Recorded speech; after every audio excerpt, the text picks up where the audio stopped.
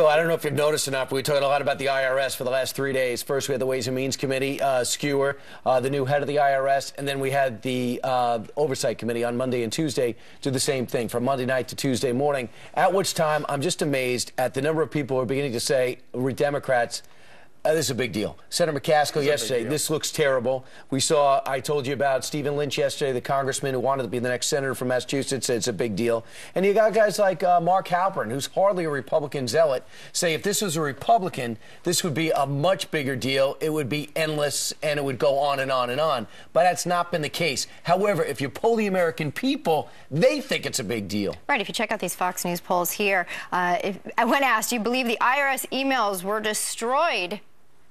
76% said deliberately destroyed. 76% right here in this poll believe that those IRS emails, Lois Lerner, were deliberately destroyed. Of course, it matters to the American people, but only 12% believe it was an accident. You know what? And I think 63% of Democrats believe that. Meanwhile, don't believe Obama learned about the IRS in the news. 73% of Republicans don't believe the president's story. A majority of independents, and as you can see right there, 44% of Democrats want to believe that their president is not lying to them.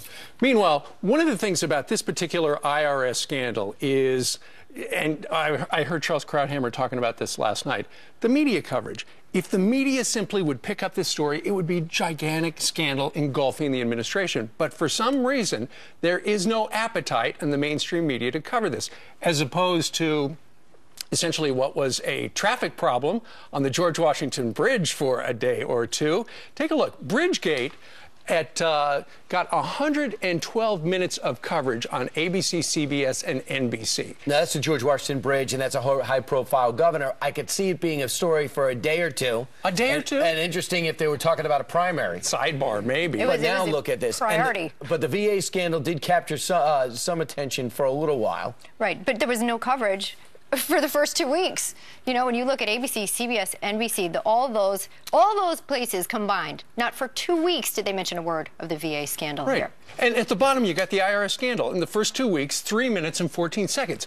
Take a look at the top. The Chris Christie traffic cone Bridgegate story, 112 minutes on the major networks.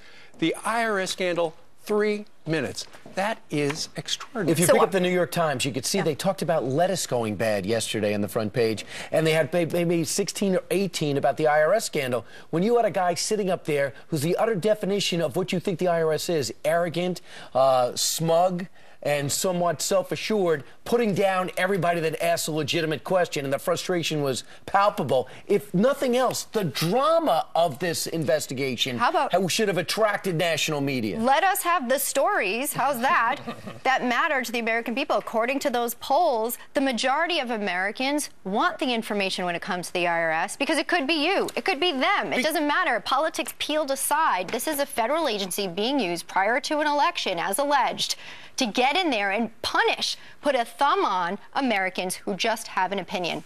Isn't that why we live here? Yes, and that's why the first poll we had up is so astounding. 76% of all Americans believe that the email were deliberately destroyed. And yet, where is the coverage on the other channels? If you're watching another channel from time to time and they're not covering it at all, you got to ask yourself, why? Yeah, it's for the mildly informed. They're not going to be informed.